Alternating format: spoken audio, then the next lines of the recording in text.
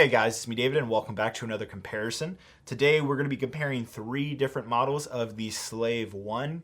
Now I do realize that there is one model here that is not called the Slave One. It has been renamed and called Boba Fett Starship. That is the smallest and most recent release of the Slave One. And I say this with a question mark because it sparked controversy, not just in the LEGO Star Wars community, but also the Star Wars community itself, about LEGO renaming it to Boba Fett Starship instead of what the previous models, and this isn't even all of the Slave Ones, but all of the other ones were always called the Slave One. And I realize how big of a controversy that has been. However, LEGO and Lucasfilm have both come out to say that while LEGO said it was Disney's choice to rename it Boba Fett Starship for whatever reason, you can get into the fine details there, but Lucasfilm also came out and said that they are not changing the name of the Slave One. They will continue to call the ship in the Star Wars canon as the Slave One. So hopefully that clears up some misinformation that I think a lot of people have misheard and kind of gone into the deep end about this controversy. So the sets I've chosen for the comparison is the 2015 Slave One, the 2019 20th anniversary Slave One, and the 2021 Boba Fett Starship Slave One. I don't know.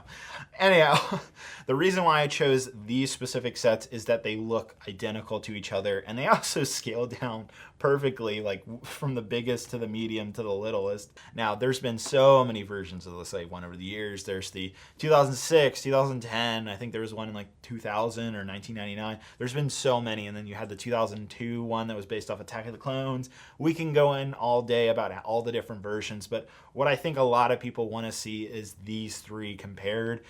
And there's quite a stark difference between the three, especially if you look at scale, but also in terms of the minifigures, and the overall design is also very interesting between the three as well. So some quick facts. This is again the 2015 UCS Slave One. It had 1,996 pieces, had a retail price of $200 US. The 2019 20th anniversary Slave One came in at 1,007 pieces, had a retail price of $120. And then the most recent Boba Fett Starship has 593 pieces and a retail price of $50. So you're going from 200 to 120 to 50. Again, pretty big difference in terms of price. I find that actually very interesting because if all three of these sets were on the shelves, which they're not, these two have been retired, it would have been very interesting being like, what is the best value Slave One? And that's what we're going to find out in this comparison. So first up, I don't have all the minifigures for these two models. I'm missing the Bespin Guard, the Stormtrooper, and Han Solo, as well as Carbonite Han Solo. So I'm missing quite a few figures for the UCS set. They're not missing per se, just I couldn't find them. I know they're somewhere in like a box. As for the 20th anniversary Slave One, I do have Boba Fett and Han Solo and Carbonite. We're also missing two bounty hunters, and then we're also missing the 20th anniversary exclusive classic Princess Leia minifigure that has a little plaque and everything. I don't know where that went. I feel really sad that I misplaced that. It's somewhere. I know it's somewhere. And then, of course, I have all the new minifigures here. There's only two in the Boba Fett Starship, the newest version of Boba Fett based off Season 2 of The Mandalorian, and it also comes with the Mandalorian himself. So if you count Han Solo and Carbonite, you're getting 5 minifigures, 6 minifigures, and 2 minifigures between the three sets I have in front of you. Again, 2015, 2019, 2021. So we're talking about a 6-year difference across the span. So first off, with the UCS Slave One, I just gotta mention that this thing looks incredible. It's the biggest of the three. And honestly, it's probably one of the best valued UCS sets to date. It did come with a plaque and stand. Only one other set, the most recent Boba Fett Starship, does come with a little maintenance vehicle that acts as a stand as well. The 2019 version did not have a stand. However, with this UCS stand, you could not place all the minifigures on it. That was part of the reason why I couldn't find all the minifigures, is because you could only really fit Boba Fett in the cockpit area. There was no other areas really to store the other minifigures, which is quite unfortunate. Same thing goes with the 2019 version, where you could really only store Han Solo and Carbonite and Boba Fett. Now, with the most recent version of the Slave One, you can put Boba Fett in here, and you can also put the little Carbonite. It's a little brick Carbonite, and it's not even Han Solo. It's like a Gamorrean guard.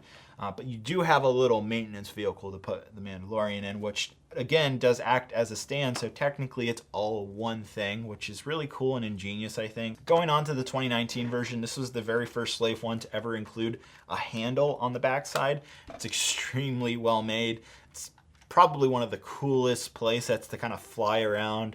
I absolutely love this handle. It feels so great in the hand. There's also a lot of great back details as well with the engines. Going back to the UCS set, in terms of its engine detail, it is probably the most accurate. It does look the coolest, but there is no handle, unfortunately. You do have to use the stand that is included. It kind of just slots in two little areas where there are tan, and it's actually very easy to display like so. Now, with this 2019 version, there was a lot of third-party stands. I bought one, for example, a nice clear stand that you could use and utilize the handle to hold it up. So that was an option, but it wasn't included in the set. As for the 2021 Slave 1, this actually does have a little micro handle. It's another little Technic handle, just like the 20th anniversary. It's not nearly as large. You kind of just hold it with your index finger and your thumb, and it works. It's not as comfortable as the 20th anniversary handle, but it works very well, and it still has kind of the same flying functionality as the 20th version. Now, unlike the 2019 version, you can indeed use this little maintenance cart, which actually has become a little bit of a meme in the LEGO Star Wars community, that the maintenance cart has finally made its return in the LEGO Star Wars sets. So I think a lot of people really like this little addition, but it's just ingenious that the designer used this as a way to display the set on your shelf. I think that's fantastic. Is it the very best stand in the world? No, it's not nearly as sturdy as this one. If I just kind of rock it around, it will kind of stay in place, but all it takes is for it to be tipped over a little bit and it will fall over. But it's enough where I think it is sturdy that it will stay up on your shelf. So in terms of play functionality between the three models, I do think the 20th anniversary set has the best. There's some red switches here at the top part of the back of the Slave 1, and when pressed down, spring-loaded missiles would shoot out here in the front. I think that's pretty awesome. Now, if you're looking at the most recent Boba Fett Starship, the only functionality really are these little stud launchers, which you have to press from the side.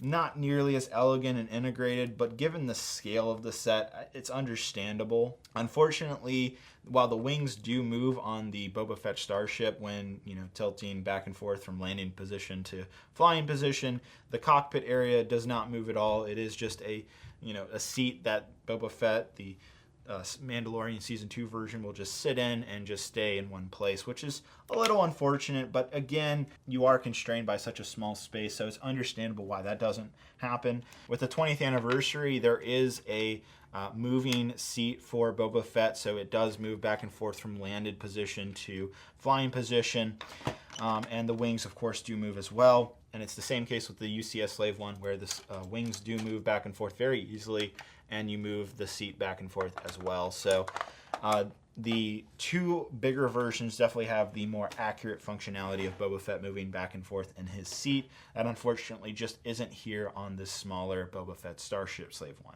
Now, in terms of minifigures, again, I don't have them all in front of me.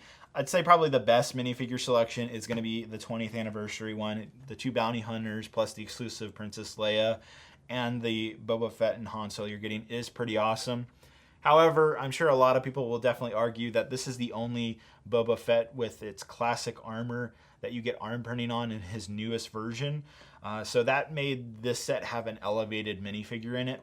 But the same case can be made for the 2021 Boba Fett Starship Slave 1 as well, because this newer version of the Mandalorian Season 2 Boba Fett also has arm printing and also looks really awesome. So both of these sets have Boba Fett with arm printing. Unfortunately, the 20th anniversary Boba Fett didn't. However, it did have a better overall minifigure selection, so I'd probably give it to the 20th anniversary one. Now, another play functionality is you can store Han Solo and Carbonite in the 20th anniversary one. You can store the little Gamorrean guard Brix in this model. As for the UCS Slave one, there is an area to actually store Han Solo and Carbonite. It's actually pretty ingenious. It's this little Technic ladder that kind of holds it in place and gets pushed in there.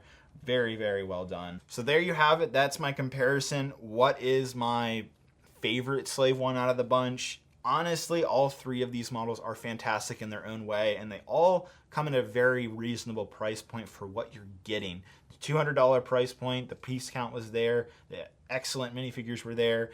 The $120 20th anniversary Slave 1, it's a 20th anniversary set, which just elevated it a lot. Play functionality is excellent. I absolutely love this handle on the back that just is killer. There was a reason why this set was on sale for over 2 years, is because it just was so good.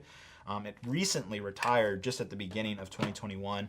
I have actually a few copies of the set sealed in box as well, because I just thought it was that good of a set. Now, as for the 2021 Boba Fett Starship Slave 1, I do think this is also a really great little set.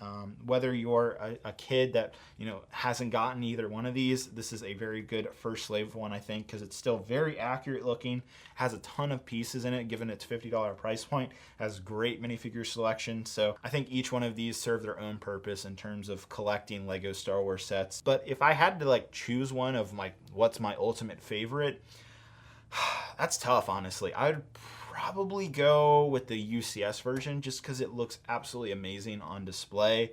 It's really unfortunate we never got a stand from Lego for this set. That would have been really, really cool. Now, I should do a little disclaimer and say that new in box UCS Slave 1s go for around $500 to $600. That's over $300 more than its MSRP price. So is it really worth that much more to pay to get this size set? Probably not. If you can find it used somewhere for, I'd say reasonably at $400, it might be worth the pickup, but I wouldn't pay $600 for new in box for this set. As for the 20th anniversary Slave 1, it just recently retired, so I think it's only gone up about $100 in its original MSRP price. So you can find it for about $200, $230, I think is what it average goes for right now. Not too bad, and at that price, I think, whoops, I think I'd still recommend it because it's not too much higher priced, unlike the UCS Slave 1.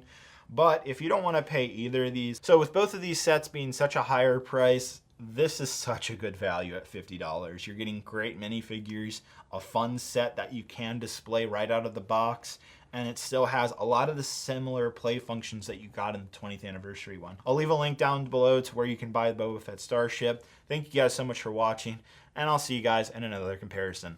Bye-bye.